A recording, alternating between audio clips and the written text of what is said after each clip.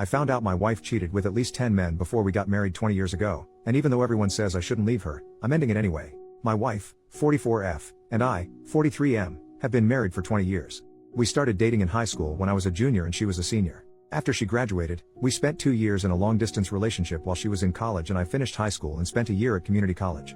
After that, we went to college in the same city for a year and moved in together. We got married the summer after I graduated from college. Our marriage has been pretty great overall, but I recently initiated a divorce after discovering that she had been sleeping with multiple other men during the 2 years we were long distance. Just after Christmas, we got together with a few friends of hers from college to catch up, have dinner, and hang out. We talked about a lot of stuff and my wife mentioned that we met in high school, not that we dated, just that we met. Her old college roommate commented that it was crazy that we met in high school, had a few wild years in college, then ended up together. I played along and commented that I didn't know if my wife was as crazy as I was. The roommate started to tell a story, but my wife cut her off and said she was uncomfortable about it. I sensed something was up, so I said that we actually started dating in high school and were together for my wife's entire time at college. All of my wife's friends got real quiet and the rest of the dinner was awkward. On the way out, one of her other roommates took me aside and said I should have an honest conversation about what happened at college. I asked my wife on the way home and she kind of blew me off. I told her it was important that she was honest with me and again she said it wasn't important. When we got home, I told her I was going to stay at my brother's house until she was ready to talk about what happened in college. The next day she came over and admitted to sleeping with several men during her first 2 years of college. She said she didn't consider it a big deal at the time because we were long distance and she didn't think a high school romance would last. I pressed for more details and she said it was at least 10 different men including at least 3 guys she introduced to me as friends when I came to visit on weekends and 1 guy she was still in contact with. I told her that I wanted a divorce and would be starting the paperwork as soon as I could, which I did on January 2nd. Her family and most of my family is telling me I shouldn't throw away my marriage over a few mistakes. I've stood by my belief that cheating on me with multiple men for years is unacceptable no matter when it happened, and the fact that she continued to maintain relationships with these guys right in front of me was an unacceptable amount of disrespect. We have 2 children, but they are 17 and 19 and I believe they will understand why I need to end the marriage. Am I wrong for leaving? I feel like I'm going crazy with the amount of people telling me to overlook years of infidelity and decades of lies. Edit to provide some detail for common question. The reason I posted this is that my wife and a few friends have been saying it's common to sleep with other folks when you're in a long distance relationship and that I'm kind of the odd one out for not sleeping around. I felt like I was being gaslit, but I wanted an outside perspective. We live in a state with a waiting period to finalize a divorce, so I felt it was a reasonable idea to get some insight before things are finalized. After these comments, I see a handful of folks saying it's normal to sleep around during a long distance relationship, but it seems to be a significant minority. We saw each other a couple of weekends a month during the 2-year college period. I lived about 3 hours away from her college, so it was long distance but not like cross country. This was not a situation where we went months without seeing each other. The 3 guys I met while she was in college were meetups that happened during parties.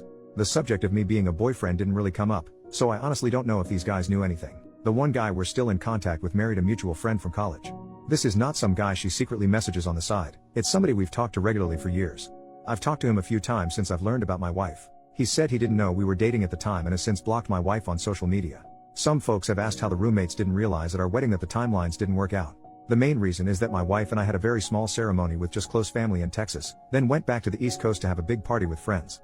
The typical reception and sharing details about how we met stuff didn't really happen, so her roommates didn't realize we started dating before college.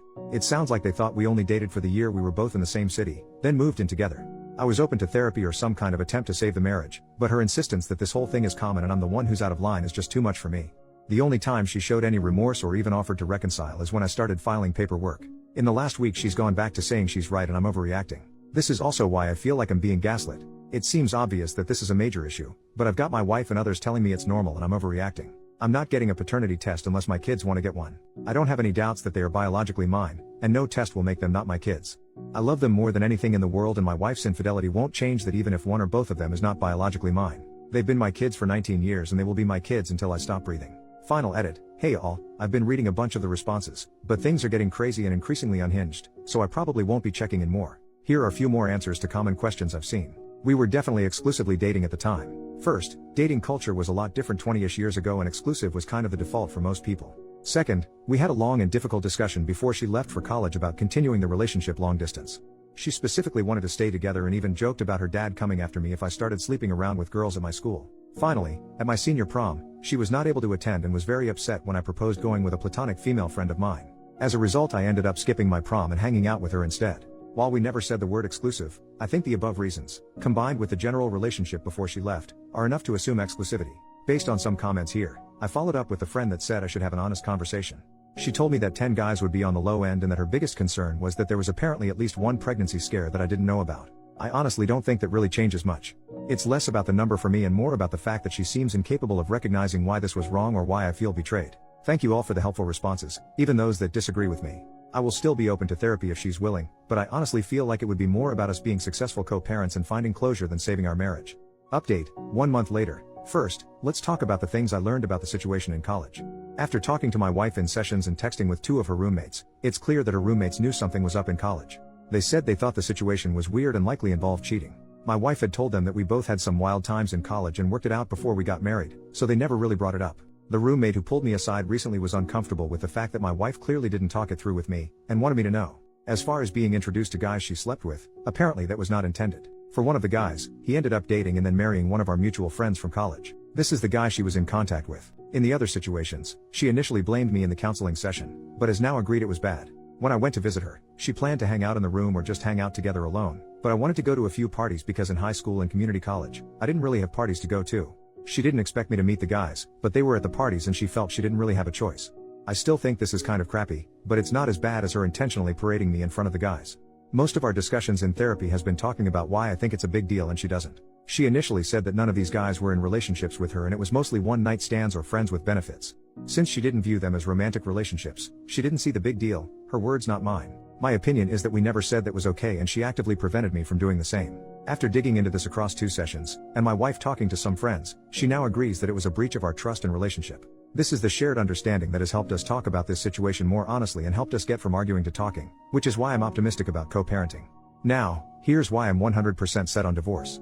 2 things came up that make me want to leave the marriage. First, about 10 years ago we went through a really rough patch and had a dead bedroom for about 2 years.